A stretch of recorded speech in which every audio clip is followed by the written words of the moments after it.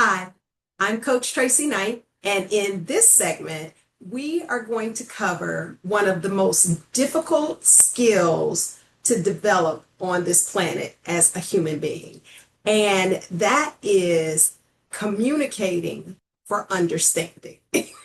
By far, I don't know anyone who just communicates just completely brilliantly and that there's never ever a misunderstanding. And there are such clear reasons for that. There are great communicators for sure. However, communication between human beings is a very difficult process and skill to build, but we have to do it because communication is probably the number one cause of conflict and breakdowns in relationships. So let's jump in. All right. So first of all, communication is one of the 26 competencies of social and emotional intelligence. When I talk about communication, I'm talking about four things: listening for understanding, speaking for understanding, being curious and asking thoughtful questions with the intention of understanding, and managing your nonverbal cues. Now, one of the things that makes communication so challenging for human beings is the filtration system. So there is a speaker filtration system that we go through, and there's a listener filtration system that we go through. And you must be mindful of this because sometimes we take it personally when we feel like we are communicating very clearly and the person still didn't get it, or they didn't follow through, or they misinterpreted our words, or what have you. And so what is happening is the language is going through a filtration system. So you have what is being said, the speaker's bias is part of that filtration system. The listener's bias is a part of that filtration system. And then there's what's actually heard from an auditory perspective, which is a function of the body. It has nothing to do as much with listening. But a part of this whole filtration system is things like body language and tone and words, but also our past experiences, our map of reality, our education, our assumptions, our culture, our emotional state in that present moment, and any distractions that may be presenting themselves. What is so intriguing is that 70% of communication is nonverbal. Yeah, only about 30% is related to the words that we actually speak. So you want to be mindful of the nonverbal cues that you are using. I oftentimes talk with my bonus daughter because she is more of an introvert. She's very soft-spoken, but she gives a lot of facial expressions, and she doesn't recognize sometimes the messages that her eyes and her face are really conveying. So you want to be very thoughtful about being attuned to what you may be projecting because you can't really see it, but others can. So facial expressions, body gestures in your posture, eye movement, touch of the other person, space and proximity, as well as your energy level, all are communicating to the listener simultaneously. As we get into listening for understanding, what we are talking about is active and empathic listening. There are about 5 other different types of listening techniques, but I want to really hone in on active and empathic listening because empathy allows us to show sensitivity to the speaker. It helps us to really be attuned to understanding their perspective, their needs, their feelings. Hearing is an auditory function of the body. So sometimes that can even be inhibited. But hearing is not the same thing as listening because you have to pair that auditory process with a mental comprehension of what is going on. And then you must pair that with a conscious effort, an attitude, a disposition, a choice to suspend the ego and to want to really fully understand the person. And that really does require us to suspend our ego because so often we are really listening with the intention of responding, or in some cases, reacting when our emotions have a hold on us. So in order to actively and empathically listen, you have to carefully pay attention. You have to ignore the distractions, put those away. Phones are a big one. Defer your counter argument.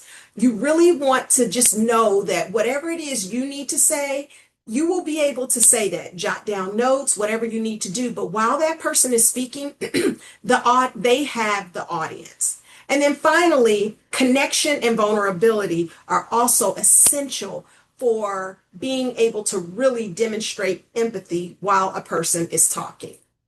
Speaking for understanding, speaking clearly, concisely, with credibility and connection are absolutely love. They are an extension of love. So the people don't have to guess at what you're saying. They don't have to interpret it. So clear means it's easy to follow.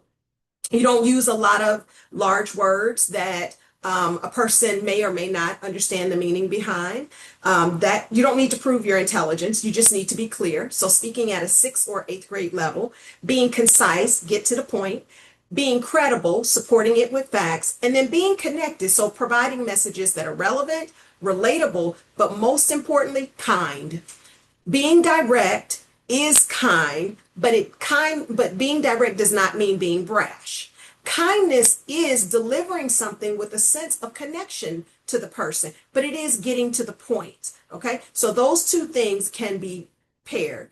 Being nice is more around the space of people pleasing. We want to stay in the realm of being kind when we speak. So that's choosing the words that we're going to use in the conversation to make sure that there's something that could land appropriately. Asking thoughtful questions. So as we are listening to the person, you may need to clarify things to make sure that you have a clear understanding, because words mean different things to different people. So clarify meaning before proceeding. You do that by saying something like, so what I understood you to say is, the reason I don't say what I heard is because hearing is just auditory. And I want the person to understand that I am attempting to understand them. So what I understood you to say is, or what did you understand me to say? So clarifying before you proceed. Then seeking to understand their thoughts, their feelings, their needs, and their concerns. That allows them to know that you are really present for them. Then asking before assuming. Take the guesswork out of it and the mind reading, because this is where things get convoluted with our own background and experiences. So you want to ask open-ended questions to really defer some of those assumptions that come up, because remember, from our triggers, assumptions are a mental distortion of the ego. And then finally, you want to get to the root of the issue. Oftentimes we deal with things like symptoms, but what you want to do is get to the real concern or the real need. And you can continue to do that by clarifying and seeking to understand. Finally, I want to ask you, or invite you rather, to consider 5 different approaches or techniques when asking questions. I like using who, what, when, where, and how. You will notice that I did not use why. And the reason is because those other 5 allow me to get to the essence of what I need to understand without putting people on the defense. So seeking to understand before offering a solution allows us to get on the same page. And we want to stay away from the why, because why oftentimes puts people on the defense. And what we want to do is leave the ego outside the door when we're trying to get clear. This is the last one, is being mindful of emotional messages. If you've already watched the video on triggers, you know that our triggers sometimes can run the show. So we want to check in with ourselves and make sure that the triggers are not running the communication. So it's as simple as keeping the focus on yourself and not projecting onto other people. One example is, you are wrong, compared to I disagree. That is keeping the focus on myself. Or you don't care. Conversely is, I feel ignored, or I don't feel like you are relating to me well, or I don't feel like you're connecting with me. You hurt me. Versus I feel hurt. In all of the second statements, we are using I statements, and we are taking ownership of how we feel and how we're relating to the experience. This is one of the things that keeps the conversation from escalating into something that can become very unhealthy. So these are a few communication techniques. I hope that these have helped you to really think about where are those areas where you get a chance to really up level your communication.